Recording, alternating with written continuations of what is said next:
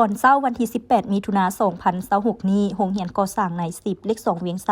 ปิดเรียนพร้อมมอบใบประกาศนียบัตรให้นักเรียนใน10สุดที่29และนักเรียนก่อสร้างเร่งรัดระบบ1ปีสุดที่8โดยการเป็นประธานของสหายพลจัตวาทองสมัยสุขประเสริฐรองหัวหน้ากรมใหญ่เสนาธิการกองทัพมีท่านปริญญาเอกอรุณไซสุนราชกรรมการศูนย์กลางภาคเลขาคณะบริหารงานภาคแขวงประธานคณะกรรมการป้องกันชาติป้องกันความสงบแขวงประธานสภาประชาชนแขวงจำปาสักมีสหายพลจัตวาวงศ์มณีจันทร์สมวงศ์หัวหน้าการทหารโรงเรียนพร้อมคณะมีกลุ่มโรงเรียนกลุ่มพนักงานกลุ่มกองอ้อมข้างพนักงานครัวจานตลอดฮอดนักเรียนนักศึกษาเข้าร่วมที่เดินผ่านไซโรงเรียนโอกาสดังกล่าวสหายพันเอกคำลาวงศ์สมภูรองหัวหน้าการทหารโรงเรียนได้ขึ้นสรุปตีราคาเวียกงานสิทธิสอนทำเรียนอบรมหัดแอบประจำสุขเรียน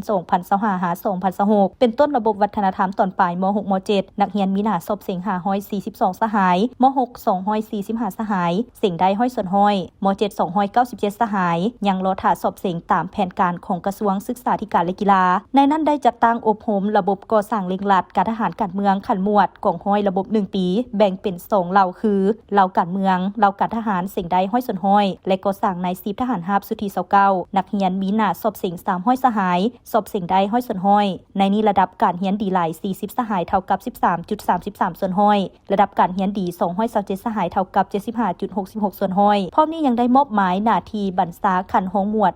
135สหายบรรษาหัวหน้าหมู่104สหายบรรษาขันห้องหมู่59สหายและนักเรียนได้รับการเลื่อนสั้น10ตีขึ้น10เอก300สหายเป็นเกียรติประดับสั้นของสหายพลจัตวาวงศ์มณีจันทร์สามวงศ์พร้อมทางมอบใบประกาศนียบัตรให้นักเรียนใน2ระบบมอบให้อย่างสมเกียรติโอกาสที่โรงเรียนก่อสร้างใน10เลข2เวียงไสปิดสุขเรียนนี้สหายพลจัตวาทองสมัยสุขประเสริฐประธานพิธีได้โอโลมและย่องยอสมเสยต่อผลสำเร็จเข้าในการก่อสร้างพนักงานรุ่นสืบทอดของกองทัพที่จบไปประกอบส่วนอยู่ในบรรดากลุ่มกองต่างๆในทั่วประเทศที่ตนสังกัดอยู่ด้วยคุณภาพสูงพร้อมนี้สหายได้เน้นหนักให้พนักงานนักรบพลกรหับไส้ในทั่วโรงเรียนเพิ่มทวีสติระวังตัวให้สูงต่อกลอุบายมั่งเพศทำลายของกลุ่มคนบ่ดีมีสติต่อชาติให้สูงปฏิบัติมติคำสั่งข้อกำหนดกฎระเบียบของกองทัพให้เข้มงวดหัดแน่นความสามัคคีช่วยเหลือซึ่งกันและกันให้เป็นปึกแผ่นแน่นหนาและพนักงานครัวจานต้องพัฒนาโครงการหลักสูตรการสอนการเรียนอบรมหัดแอบให้สอดคล้องกับสภาพการในระยะใหม่และบรรดาสหายนักเรียนนักศึกษาที่จบไปจงพร้อมกันนำเอาบทเรียนความรู้ความสามารถที่ได้รับการฝึกฝนอบรมหัดแอบอยู่โรงเรียนแห่งนี้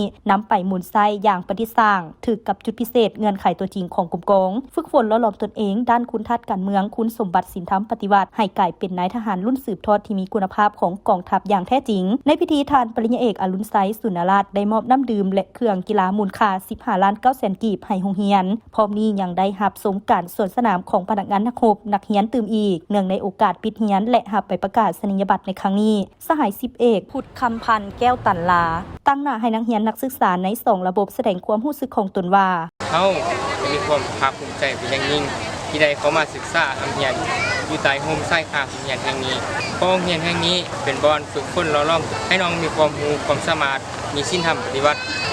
และมือนี้ก็เป็นอีกมือนึงที่เขามีความภาคภูมิใจเป็นอย่างยิ่งเพราะเป็นมือรับใบประกาศนียบัตรแสดงความรู้คุณขอบใจไปยังคณะพักคณะอำนวยการโรงเรียนที่ได้ซีฮิตเนียงทางให้น้องมีความรู้ความสามารถและนำไปจัดตั้งปฏิบัติในต่อหน้าถึงแม้ว่าเขา